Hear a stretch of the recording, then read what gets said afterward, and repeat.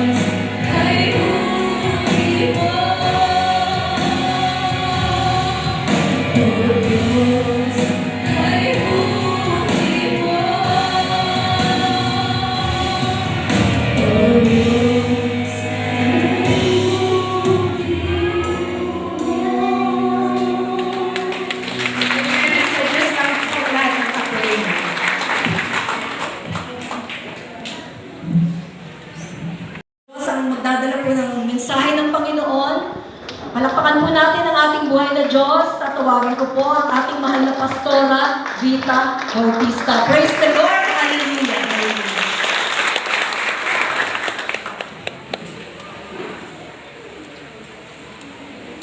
Nakakakaba po talaga dito sa unahan. Kung pwede lang po umiwas, iiwas po talaga. Wala pong magagawa dahil yung tatlong mga anak ko, yung dalawang anak ko ay nasa iba't ibang lugar. Ang Pastor Cesar po ay nasa lugar ng Taiwan. Ang Pastor Diaz naman po ay nasa lugar ng Pangasinan. Ang Pastor Diaz naman po ay nasa lugar ng Maryland. So wala akong magagawa kundi talagang tumayo. Purihin po ang Panginoon dahil ang Diyos ay mabuti. Amen po. Ang Diyos na ating pinaglilingkuran ay isang napakabuting Diyos. Alam niyo po ba, kahapon ay meron na po akong inilabas na damit na pagpipilian. Ano maganda yung maraming pagpipilian, ano po. So inilabas ko na po yun at panay ang sukat ko. Sabi ko, sobra namang hahaba ng mga damit na to. Kasi pag ako ay pumunta dito na napakahaba, alam na speaker po ako. Hindi po ako magpapahalatang speaker talaga. So dumating po yung isang damit na ninagbigay po ng regalo at nung tiningnan ko po, sabi ko, Lord, ito yun. Ito muna po yung susuotan ko. At sa madaling salita, kapag ka-excited kang isuot yun, nilabhan ko kaagad. Pagkalabhan ko agad ay dinryer ko, dalawang dalawang isuot ng dryer. At pagkatapos noon, binilad ko lang ng konti, kinuha ko na, pinalansya ko na. Sabi ko, Lord, napakabuti mo talaga, ano? Katulad din po sa buhay natin, ano mo, minsan naghahanda tayo ng mensahe, sermon. At kahit handang-handa ka na, planchado na yung lahat, pero babaguhin niya ng Diyos. Dahil may gustong ipabot ang Panginoon sa bawat isa. Ngayong umaga, ako po'y isang linggo talaga, ilang araw ako nagpe-pray sa Diyos. At isang bagay ang natutunan ko talaga sa Panginoon. Kapag po tayo ay merong mga matinding pinagdadaanan, walang ibang tayong malalapitan, kundi lumuhod sa Diyos. At naalala, every day, every night. Pero dumating po sa punto nung ako po ay nasa Quezon. Isang mensahe ang dumating sa akin. Sabi ko, Lord, gagawin ko to dahil mahal kita. Ang Pastor Cesar po, noong siya po ay nagkaroon ng karamdaman, ang pinaabot sa kanya ng Diyos ay lumuhod. Sabi ko nga, ako may isama mo. Hindi niya mo sinasama. At alam niyo po ba na isang kagalakan nung siya po ay nagkaroon ng karamdaman, hindi ko naman masasabing matindi kasi kaya para sa akin ay matindi yun dahil ayaw na yung aking asawa ay hindi na makangiti, hindi na talaga, hindi masaya mo ka. Lagi bang daladala niya yung problema na yon kapag palang isang tao ay merong nararamdaman. Kahit na ikaw ay, ano pa man ang nararanasan mo, hindi ka talaga makangiti. Ayaw pa naman ng gano'n, hindi kasama mo sa bahay na lunggukin, alam mo yung lunggukin? Kapag kayo nakakita ng manok na lunggukin, ibig sabihin may nararamdaman ko. Ako'y sa totoo lang, ang asawa ko'y lagi ko siyang pinagmamasdan pagkagabi at tinitignan ko kung ano ba, baka ho siya'y humahagok ng malakas. At doon ako natatakot doon sa paghagok. Baka ako ito'y hindi na magising. So ako'y napupuyat din. So ibig sabihin pala, mahal ko na rin pala ang asawa ko. Sino ho dito ang nagmamahal-mahalan lang? Nakakatuwa isipin na talagang ang Diyos ay mabuting Diyos. Ano ho? So, ang natutunan ko po na, sabi ko, Lord, tinandaan ko yung January 11. Dahil nung nasa rasak ako po umiyak sa Diyos. Sabi ko, Panginoon, hindi ko nagagawa talaga to.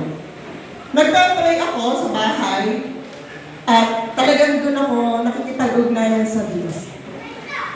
At habang ikaw pa pala ay papalapit ng papalapit sa Panginoon, natin na nagpatotoo na parang siya po'y nagtitila. Nanghihina. Sabi ko, bakit? Kasi kung kailan daw papalapit ka ng papalapit sa Panginoon, ay naandoon naman ang tukso ng kaaway. Ang isang naranasan niya ngayon ay, hindi ko alam kung siya po ay inuuyan, tinutuligsa. At sabi niya, pwede bang yung magalit naman minsan ako. Di ba? Tayo po'y talagang, habang lumalapit talaga sa Diyos, tayo po ay talagang, kung pwede lang, huwag tayo mapalapit talaga sa Panginoon. Ngayong umaga, kapag bukas po kayo sa amin sa aklat po ng Hebreo, chapter 3,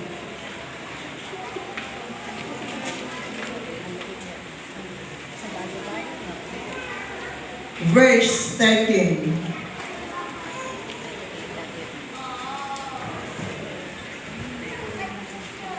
Pakibasa po. Kung sino po pala yung unang makakakita, samahan niyo po ako sa bahagi na ito.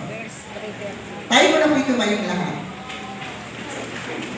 Hebreo 3:13. Ganito po ang sinasabi.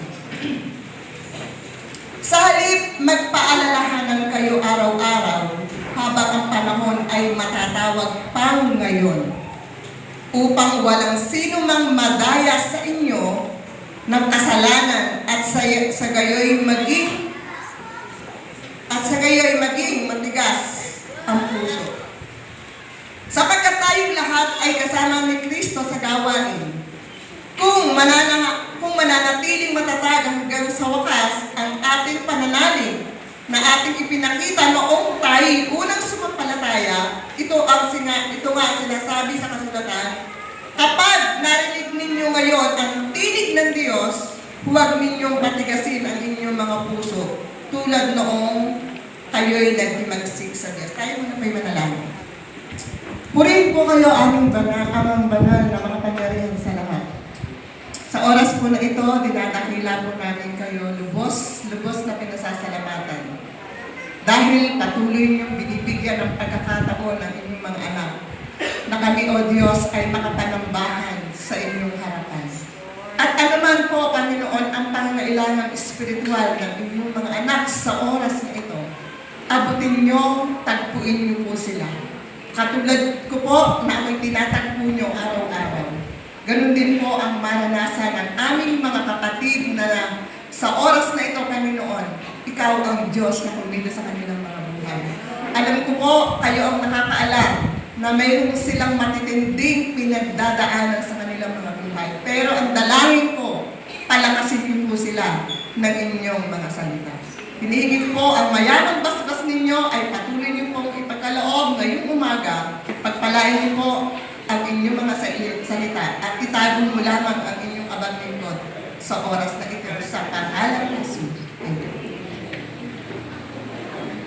Mga kapatid na mga minamahal, at tayong lahat ay magsabi ng totoo sa isa't isa sapagkat tayo'y bahagi ng iisang katawan. Mga kapatid, ito po ang minsan ang nagiging dahilan, yung pagsisinungaling, at tayo daw ho ay magsabi ng totoo sa isa't isa. Nais ng Diyos na maging karapat dapat tayo sa Kanyang harapan. Amen.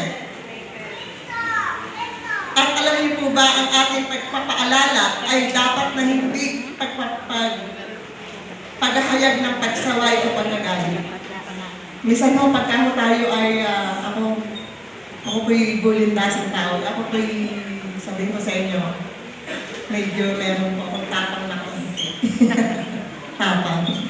Pero binawasan naman talaga yun ng Diyos. Minsan ho, ay pagka ako'y nagsaway, mapalasig po ito. At pag nakita niyo yung kilay ko, medyo parang galit. Kaya sabi ko, Lord, ay sana maging maayos naman po yung kilay ko. Kasi pag titignan ko yung aking sarili sa salamin, pag hindi ako nakangiti, talagang mabalasig ako. Parang, kabataan pa lang eh, pagka nakita mo, saan kayo pupunta? Medyo sila po ay natatanong. Mga kabataan, hindi ko kayo pinagtataasan ng kilay. Talagang tong kilay ko na lang kung ito yung medyo talagang kailangan lagyan ng konti. Hallelujah. Dapat nga tayo, sabi doon, dapat nga tayo magpaalala, pero dapat ay hindi rin sa bahay, susundin mo na lang ay ang babae. Sa totoo, tayo po lahat ay kailangan paalalahanan. Sino yung gusto tumanggap ng paalala? Lalo na daw po ang mga tao na nagmamaneho. Ayan, papasok tayo sa pagdadrive. Kapag kaming mag-asawa ay magbibiyahe, medyo wala naman ang pastor. Hindi ko naman siya alulutuin. Ang sabi ko, sweetheart, ilambing. Huwag naman masyadong napakabilis. Alam niyo, sa tatlong driver, ang dati, ang pinakamahina mag-drive, pinakamabagal mag-drive ang pastor. At doon ako natatakot sa isang anak ko na nasa si Jimwell, sobrang bilis. At si Jacil, mabilis man pero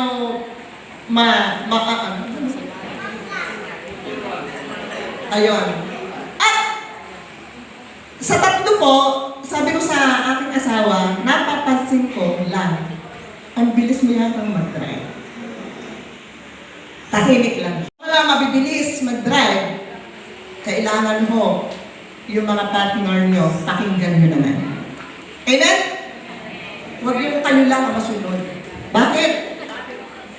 Para daw po, sabi doon, kailangan daw na nagmamaneho ng kaunting tulong sa mga pasahero nila ng kanyang sasakyan. Ipinapakita ng pagpapaalala at paghikayat, kailangan natin ng mga kasama na magpapaalala sa atin. Amen po? Minsan, dumadating sa atin na parang napapabilis po tayo ng pagdadrive. Hindi naman napapayabang.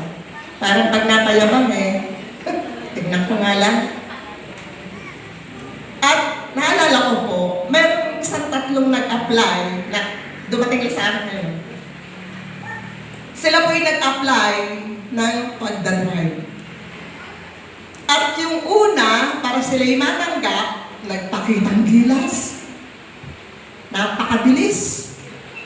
So, nakita yon ng magiging amo niya. Sabi niya, hindi pwede. Pangalawa, nagpakitang gilas din. Alam niyo yung dyan sa, sino ba nakakadaan ng sumay? Ganun po, mga matatarik. Nagpakitang gilas din. Siguro iniisip niya, baka siya matanggap kasi magpakita siya ng gilas. Pangatlo, ang ginawa ng isang driver, dahan-dahan lang. Smooth lang. Hindi siya naging mabilis.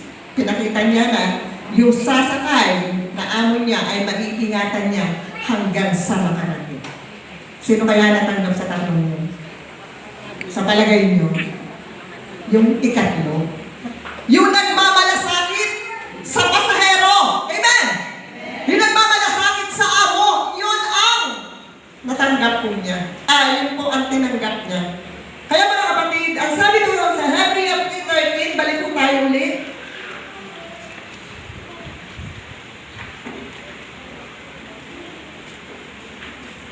Mga kapatid, ang sabi ko doon sa Hebrews 3:13 ulit,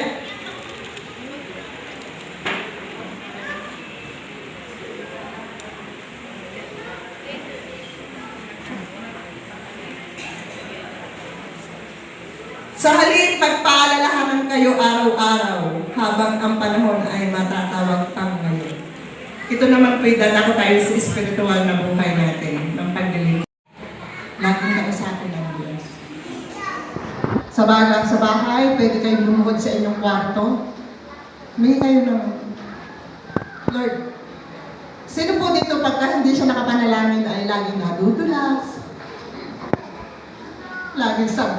kanyang ginagawa. Ano ba? Ang sarap kong laging lumapit sa Diyos. Minsan, ang Pastor Cesar po ay nasa bayan, Alfonso. Ang tambak po ng aming labahin. At ako po'y napag-isa sa bahay. Kung pagmamasdan ko yung aking labahin, sabi ko, parang hindi ko to kakayanin. Pero, alam nyo, lumapit ako sa Kanya. Lord, tulungan mo ako sa aming paglalaba. Samahan mo po ako, bigyan niyo po ako ng kalakasan. Kailangan ko. Alam niyo ba, nagawa ko yun, maglaba. Sa bagay hindi na magkukusot eh. Hahano ng nilabas sa wasin, magbabanlaw, magdadryer, magsasampay, maya-maya magliligpit, tambakang ligpitin, dadalwa-dalwa naman kami, kung bakit naman minsan iantamad ko pang magligpit, tapos mag-iipon ako ng tubig. At ang sarap ng pakiramdam, bakit? Kasi humingi tayo ng tulong. Humingi tayo ng tulong lagi sa Panginoon. Ama, wala naman talaga ako magagawa. Huwag natin sabihin, kaya mo to! Malakas ako eh. Macho ako, hindi. Yung lakas na ating taglay ngayon, galing lahat dyan sa Diyos eh. Di ba kaya sabi niya, kung bibigyan lang ako ng Diyos ng pagkakataon, gagawin ko ito.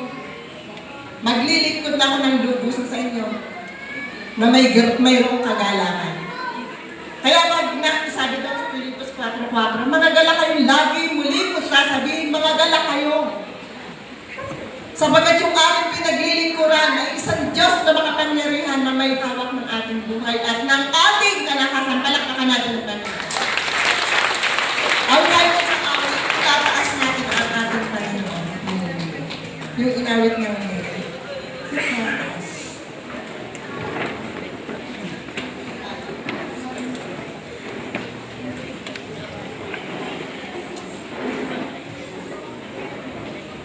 Praise God.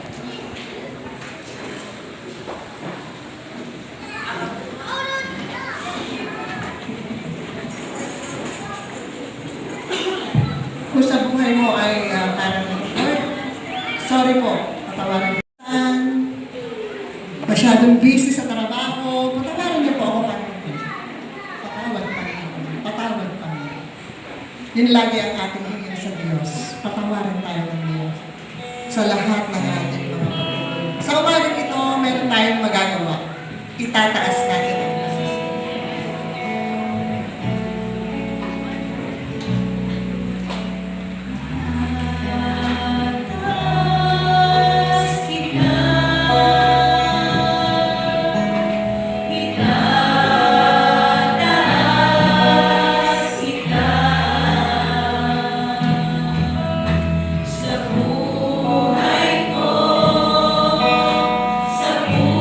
Puso ko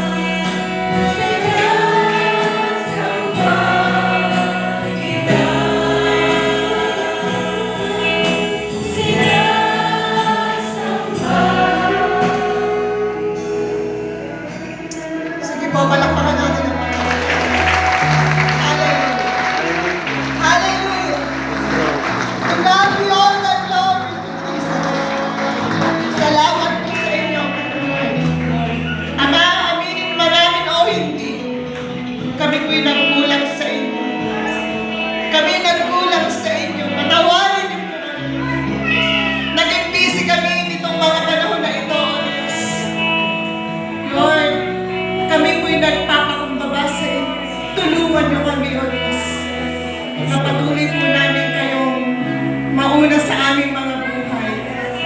Salamat po sa inyong mga paalala. At hindi kayo nagsasawang kami paalalahanan, O Diyos. Hindi nyo kami pinababayaan, Panginoon. Salamat po, Diyos. Salamat po, salamat po, salamat po, salamat po, Panginoon. Purihin ang inyong dakilang pangalan ngayong umaga. Salamat po sa inyong dakilang pag-ibig at pagmamahal. Ama, salamat po. Minsan pa, kinausap nyo kami sa inyong mga salita. Kinausap nyo kami at pinaalalahanan nyo po kami, Panginoon. Lord, tulungan mo ang bawat isa na nanghihina. Palakasin niyo po ang loob ng bawat isa sa kanila.